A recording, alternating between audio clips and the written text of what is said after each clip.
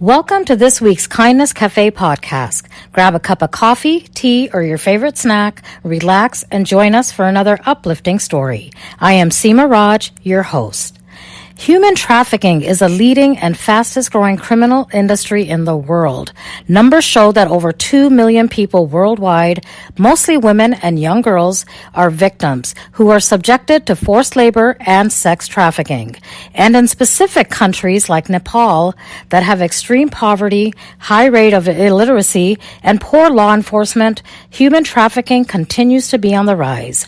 And my guest today has seen this with her own eyes, and she has made it her personal platform to help raise awareness to this growing problem.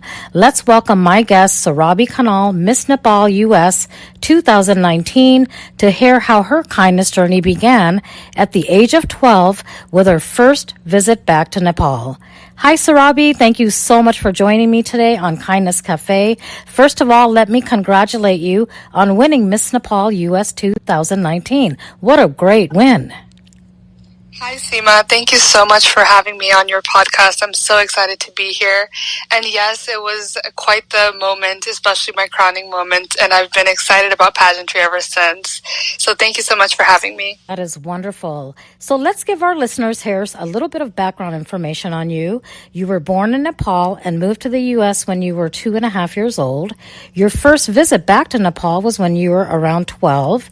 And that visit really touched your heart. Where you started questioning the difference between your life and the life of the young kids there, especially the young girls. What did you see there that made you want to reach out and help them?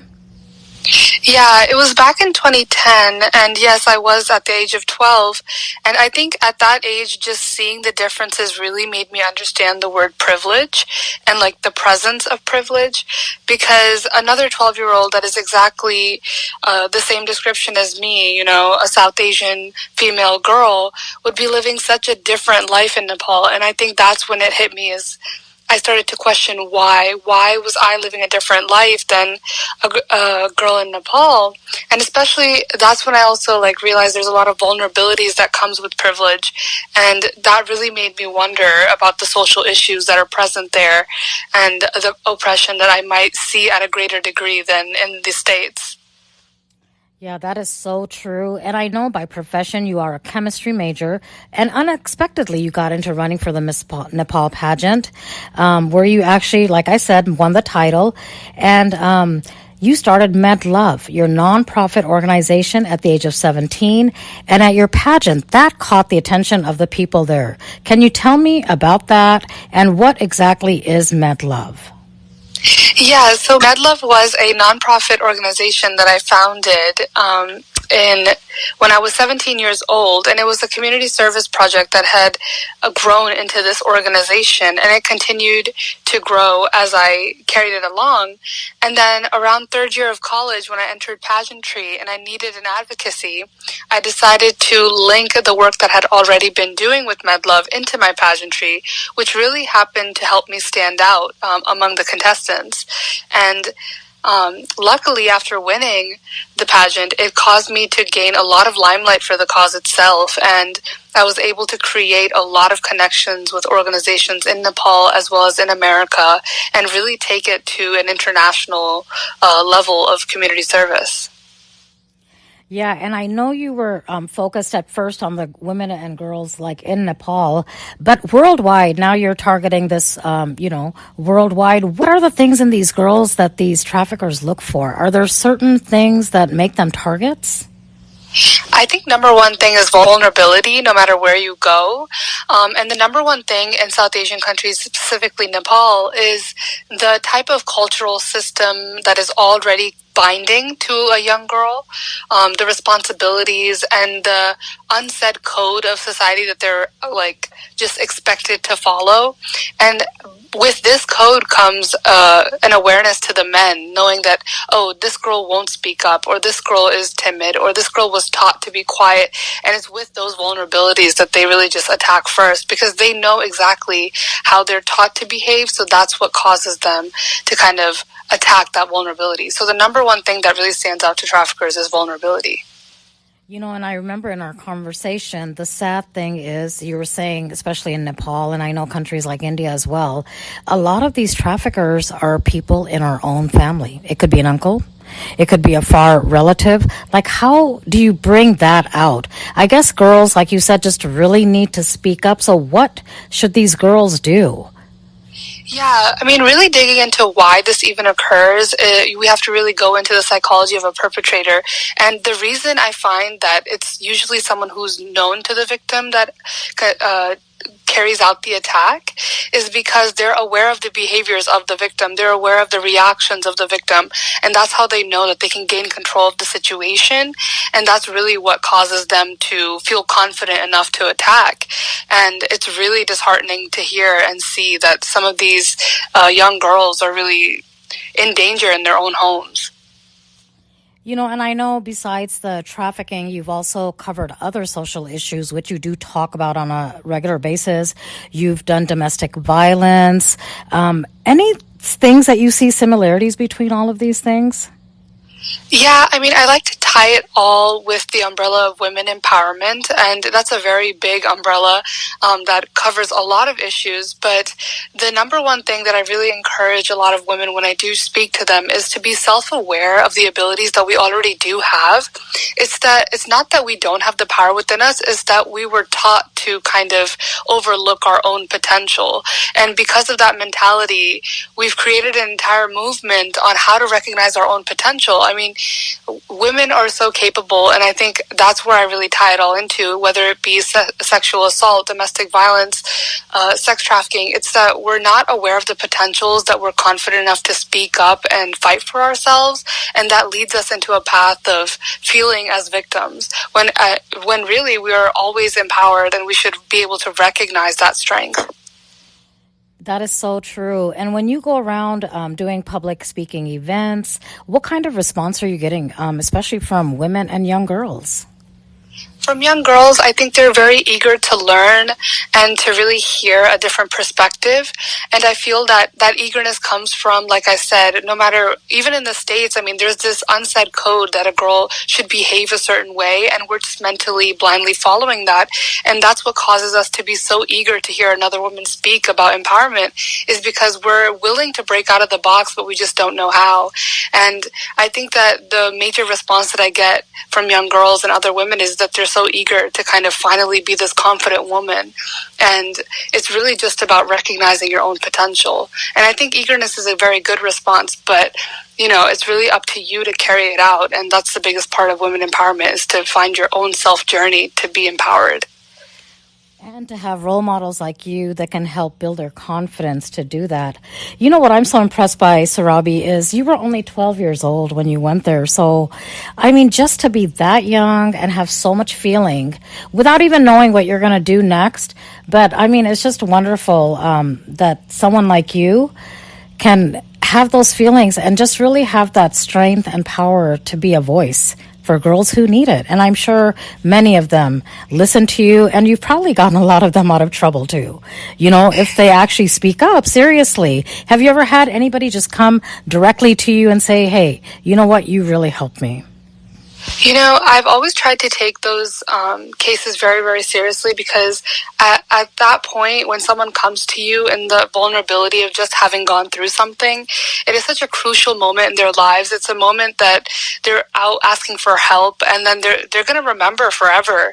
I mean, it's their first step to healing, and I think that that's one of the most important responsibilities, whether you're a role model up on a stage speaking or not. If someone comes up to you and shares that vulnerability, saying, hey, I just went through this, whether it be sexual assault, a scare for trafficking, whatever it might be, I think all of us as women hold such a big responsibility to be there for one another.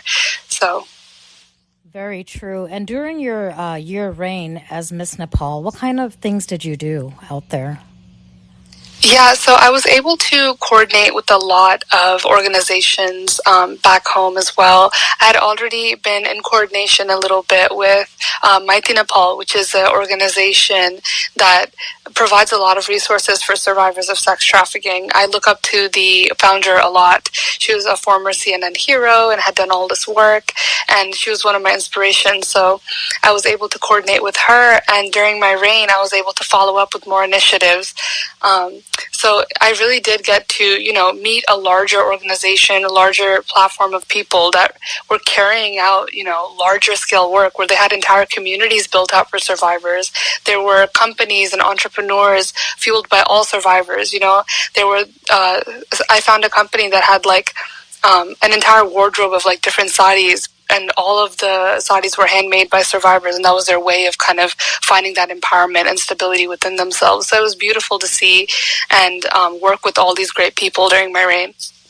That is amazing. Wow. Just an experience that you can never, ever forget. That's really nice.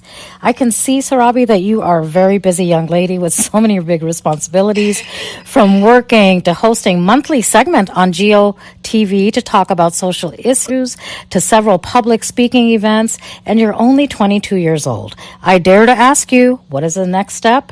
And will you continue to promote this platform? Is there something else on the horizon for you?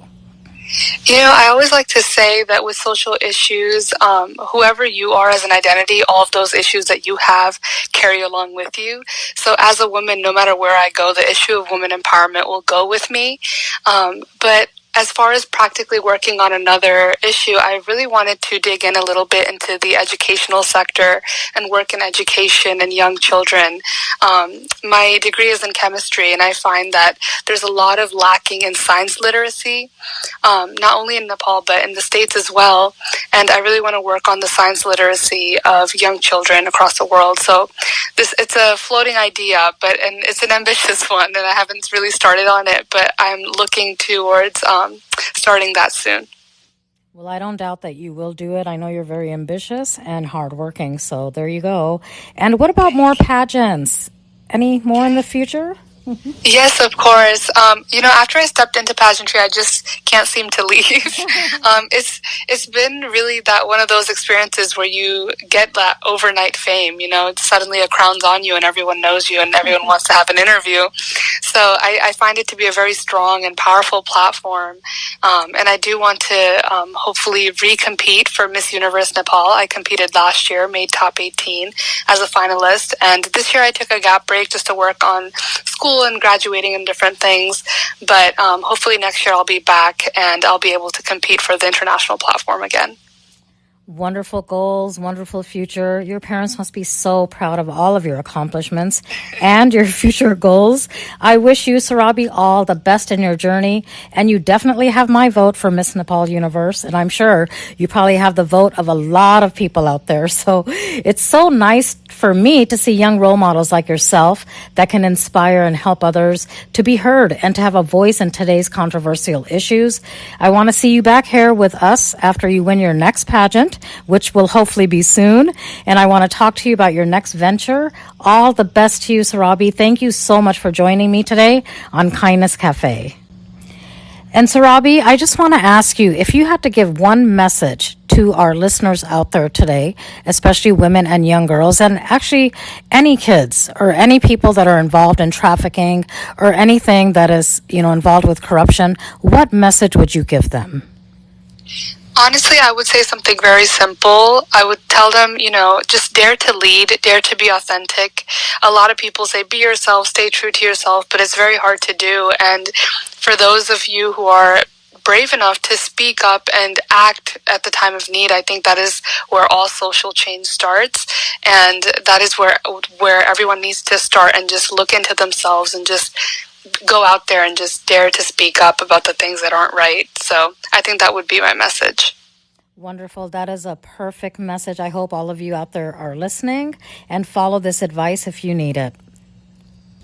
Thank you so much, Seema, for having me on Kindness Cafe. I'm really excited to be here with you, and this was a great experience, so thank you.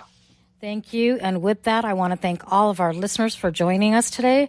We need to continue to support the younger generation on their kindness journey so the world can definitely be a better place again. Join us next time for another inspirational journey. Until then, stay safe, healthy, and remember, living is giving.